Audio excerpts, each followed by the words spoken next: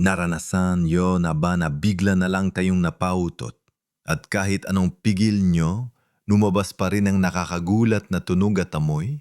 Minsan, nakakahiya. Lalo na kung nasa labas tayo o kasama ang mga kaibigan.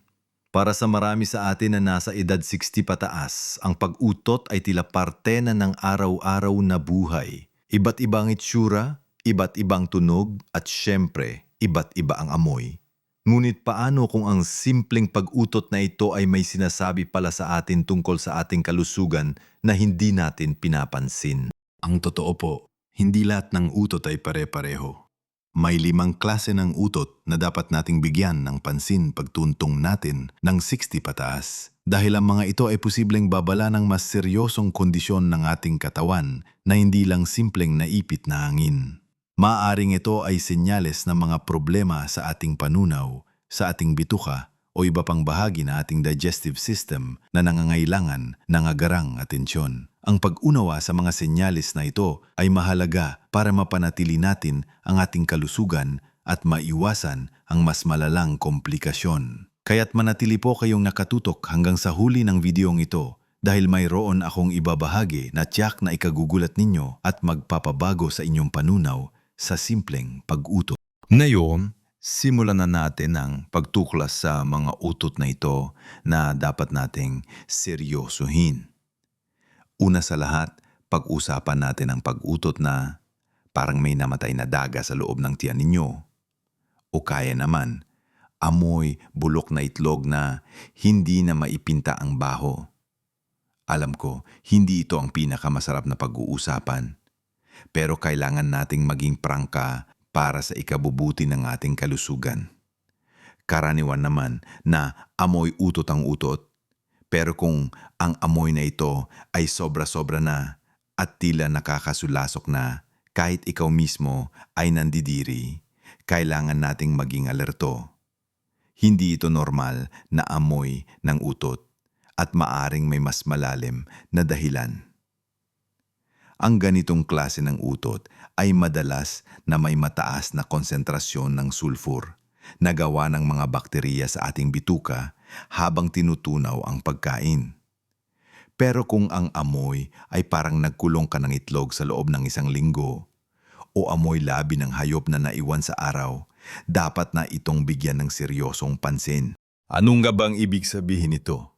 Kung ang utot nyo ay sobra-sobrang baho na tipong ayaw nang lumabas ng tao sa kwarto ninyo, maaring senyales ito ng problema sa inyong panunaw. Posibleng hindi nabubuo ang tamang tagtunaw ng mga pagkain, lalo ng mga pagkain na mayamang sa sulfur tulad ng broccoli, repolyo, itlog at ilang klase ng karne.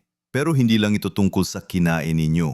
Maaari rin itong magpahiwatig ng tinatawag na small intestinal bacterial overgrowth o SIBO kung saan may sobrang dami ng bakterya na lumalago sa maliit ninyong bituka. Ang mga bakterya na ito ay sumisira sa mga pagkain na hindi pa gaanong natutunaw at ang produkto ng kanilang pagtunaw ay ang sulfur-rich gas na nagbibigay ng sobrang bahong amoy. Ito ay mas madalas na mangyari sa mga matatanda dahil bumabagal ang galaw ng bituka na nagbibigay ng pagkakataon sa bakterya na dumami. O kaya naman, maaaring kulang kayo sa digestive enzymes na tumutulong sa pagtunaw ng pagkain.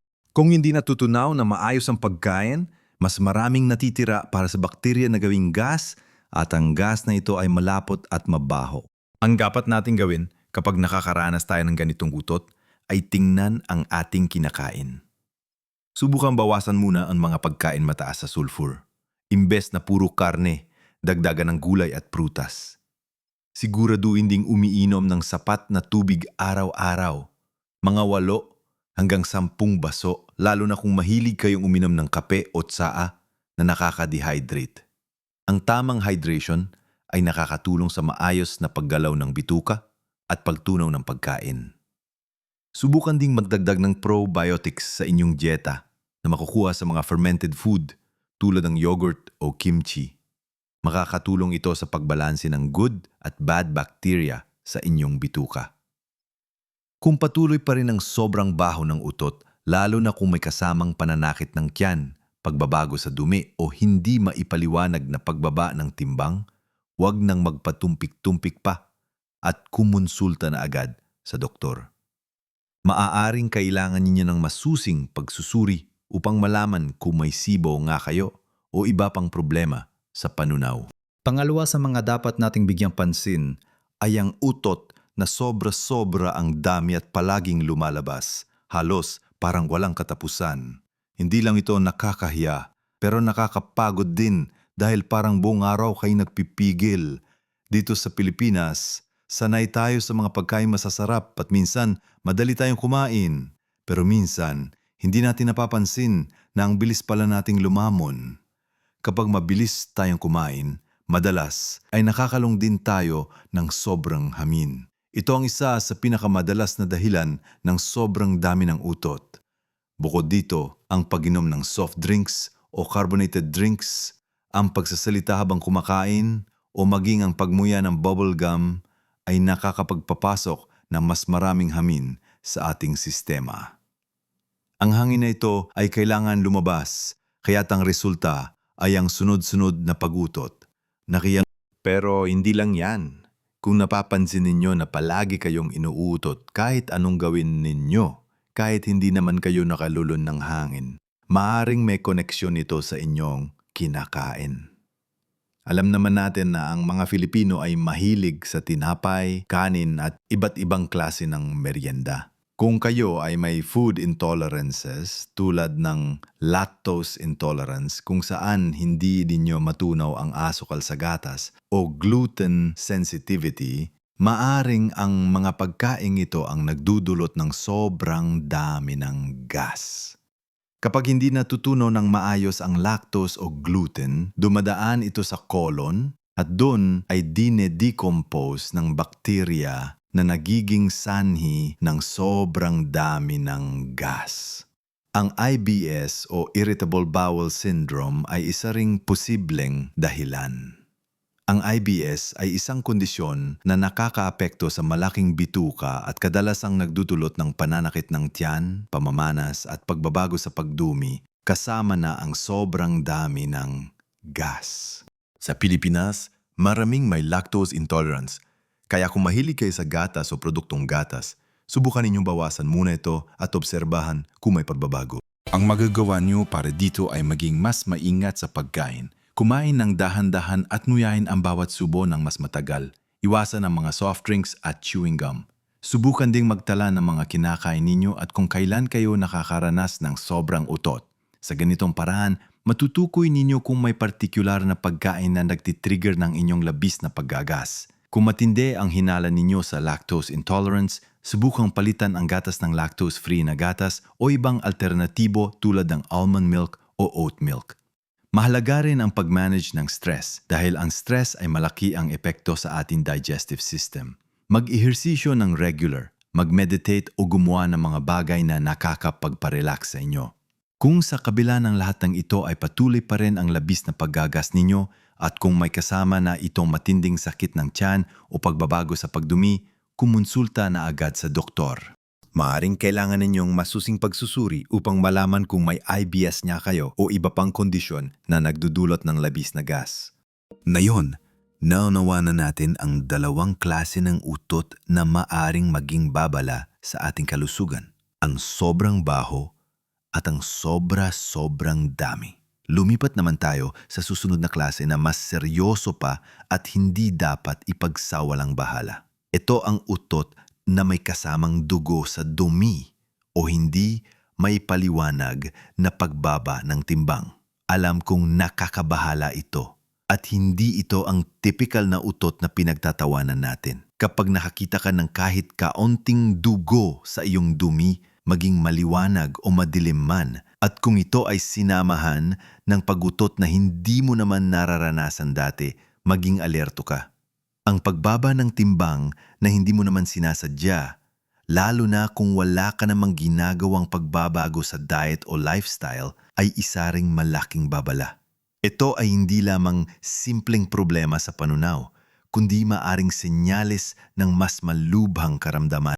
Ang paglitaw ng dugo sa dumi, kahit maliit na bahagi lang, ay isang pulang bandila na kailangan ng agarang atensyong medikal.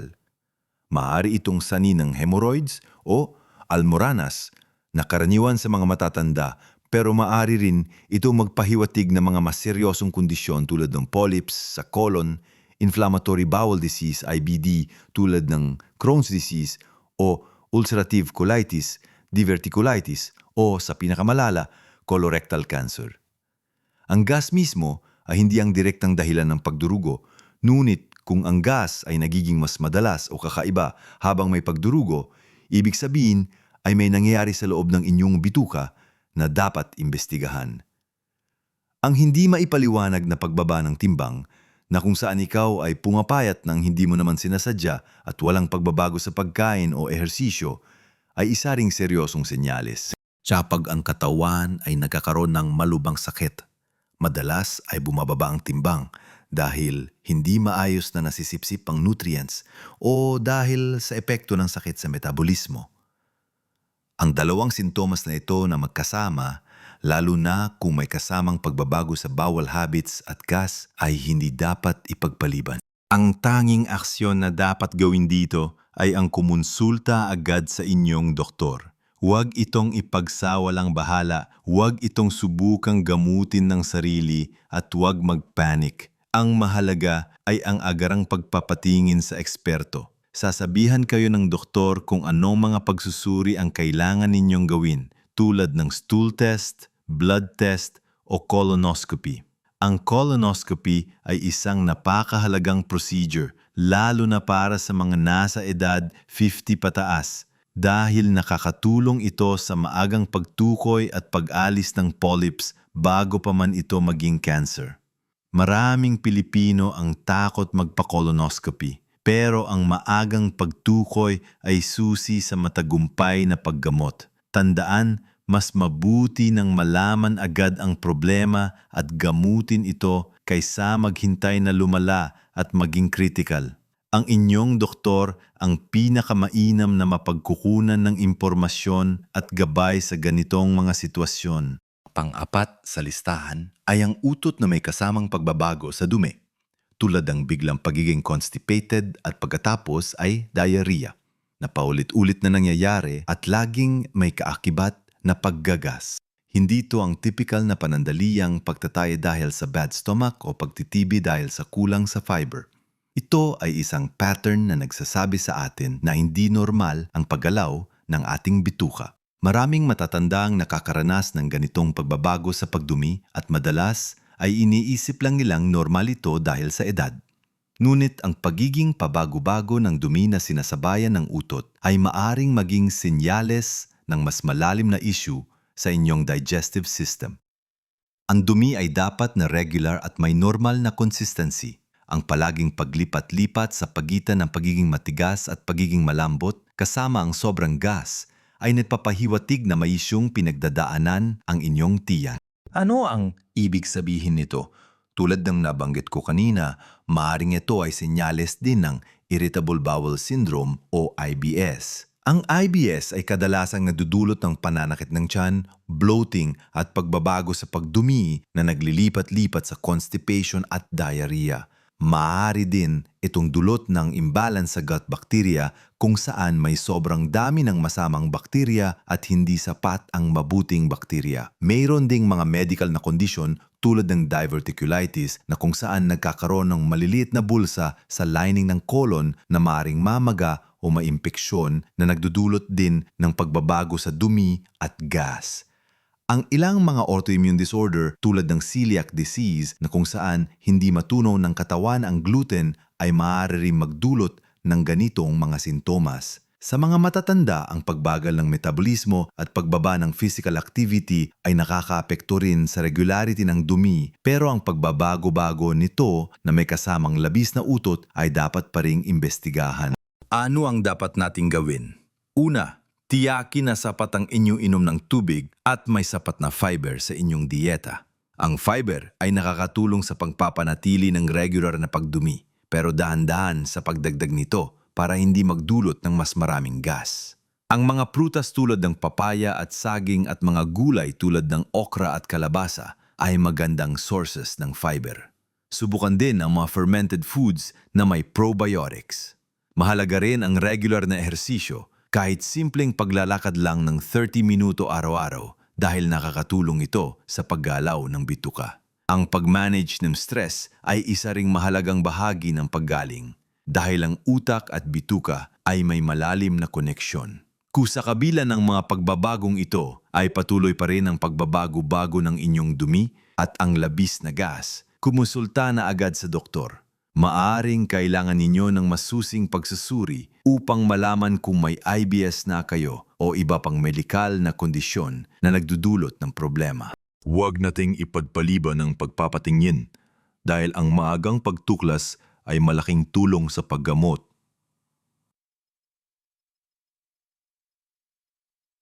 Panglima at huli sa listaan ng mga utot na dapat nating bigyang pansin ay ang utot na bigla na lang lumabas pagkatapos nating uminom ng bagong gamot o supplement. Ito ay isang karaniwang sitwasyon sa mga matatanda dahil madalas ay marami tayong iniinom na gamot para sa iba't ibang kondisyon tulad ng high blood pressure, diabetes, cholesterol at iba pa. Kapag nagsimula kang uminom ng bagong gamot o kaya naman ay nagdagdag ka ng bagong vitamin o supplement sa iyong regimen at napansin mong bigla ka nagkaroon ng labis na gas o kakaibang utot, huwag mo itong ipagsawalang bahala. Ito ay maaring isang side effect ng gamot o kaya naman isang senyales na hindi hiyang ang gamot sa iyong sistema. Maraming gamot ang may epekto sa ating digestive system bilang side effect. Halimbawa, ang metformin, isang karaniwang gamot sa diabetes, ay kilala sa pagdudulot ng gas at pagtatay sa ilang pasyente, lalo na sa simula ng paggamit. Ang mga iron supplement na iniinom para sa anemia ay maaari ding magdulot ng constipation at gas. Maging ang ilang mga antibiotics ay maaaring magpabago ng balance ng bakterya sa ating bituka na nagreresulta sa labis na gas. Ang mga anti-inflammatory drugs, NSAIDs, na iniinom para sa sakit sa buto ay maaari ding makaibita sa lining ng tiyan.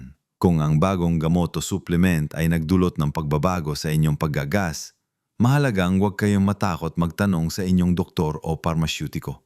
Hindi ibig sabihin na dapat ninyong itigil agad ang gamot, kundi kailangan itong talakayin sa medikal na profesional.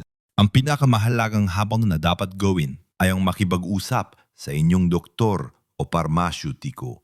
Sabihin ninyo ang inyong nararamdaman at kung anong bagong gamot o supplement ang inyong sinimulan. Maaring sabihin ng doktor na normal lang yon sa simula at magsasawa rin. O baka kailangan nilang ayusin ang inyong dosis o di kaya ay palitan ng gamot. Huwag na huwag magtitigil ang gamot ng walang pahintulot ng doktor, lalo na kung ito ay maintenance medication para sa malubhang kondisyon. Ang paghinto ng gamot ng bigla ay maaaring magdulot ng mas malubhang problema sa inyong kalusugan. Minsan naman, ang pagagas ay senyales lang na ang gamot ay may interact sa iba pa rin yung gamot o kaya naman hindi ito hiyang sa inyong katawan. Ang pagbabago sa ating edad ay nagdudulot din ng pagbabago sa kung paano pinoproseso ng ating katawan ng mga gamot. Ang atay at kidney ay maaaring hindi na kasing epektibo sa paglinis ng gamot sa katawan na nagiging sanhi ng mas matagal na paglagi ng gamot sa sistema at mas maraming side effects. Kaya ang pakikipag-ugnayan sa inyong doktor ay napakahalaga para sa inyong kaligtasan at kapakanan. Mahalagang ipaalam ang lahat ng gamot at supplement na inyong iniinom, maging over-the-counter man ito o herbal, para maiwasan ang anumang masamang interaksyon. Tandaan, ang iyong doktor ang makakatulong sa inyo na balanse ng benepisyo ng gamot at ang mga posibleng side effects nito. Ngayon, nanalaman na natin ang 5 klase ng utot na dapat nating pagtuunan ng pansin. Tandaan na, ang kaalaman na ito ay simula pa lamang. Ang bawat kakaibang amoy, ang bawat dagdag na tunog, at ang bawat kakaibang pakiramdam sa ating tiyan ay maaring mensahe mula sa ating katawan na may kailangan tayong ayusin o tingnan. Hindi dapat nating ipagsawalang bahala ang mga senyales na ito, lalo na ngayong tayo ay nasa ating ginintuang edad. Ang pag-aalaga sa ating sarili ay hindi lamang tungkol sa malalaking pagbabago, kundi sa pagiging mapagmasid, sa maliit na detalye na maaaring magbigay ng malaking indikasyon sa ating kalusugan. Tandaan, ang pagbabago ay nagsisimula sa maliliit na hakbang. Hindi kailangan na bigla kayong magbago ng lahat na inyong nakasanayan. Magsimula sa isa o dalawang bagay na madali ninyong kayang gawin, tulad ng mas maingat na pagpili ng pagkain, pag-inom ng sapat na tubig, o pakikipag-usap sa doktor tungkol sa inyong nararamdaman. Ang pagiging proactive sa ating kalusugan ay ang pinakamainam na pamamaraan para masiguro ang mahaba at masayang buhay. Hindi natin kailangan na matakot sa pagtanda, sa halip dapat nating yakapin ito na may kaalaman at kalusugan. Ang pag-abot sa edad 60 ay isang biyaya at nararapat lang na pahalagahan natin ang ating katawan na nagdala sa atin dito. Marami pa tayong pwedeng gawin, marami pa tayong pwedeng matutunan, at marami pa tayong pwedeng ibahagi. Ang importante ay malusog at masigla tayo sa bawat hakbang. Maraming salamat sa inyong panonood at pakikinig. Sana ay marami kayong natutunan sa videong ito na makakatulong sa inyong pang-araw-araw na pamumuhay. Naibahagi ba ninyo ang inyong mga karanasan? May natuklasan ba kayong bagong impormasyon? Ibahagi po ninyo sa comment section sa ibaba. Gusto naming marinig ang inyong mga kwento at katanungan at maaari itong makatulong din sa iba pang manonood. Ang inyong mga komento ay mahalaga para sa aming komunidad dito.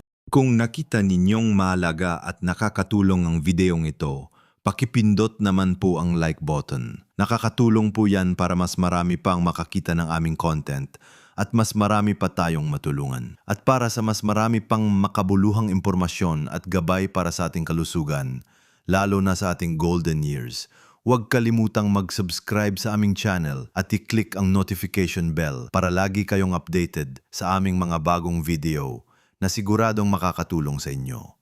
Patuloy po kaming magbibigay ng mga practical at madaling intindihing payo para sa inyong ikabubuti. Tandaan, ang bawat araw ay isang pagkakataon para alagaan ang ating sarili. Mabuhay ng masigla at malusog sa bawat yugto ng buhay. Live your best life at every age.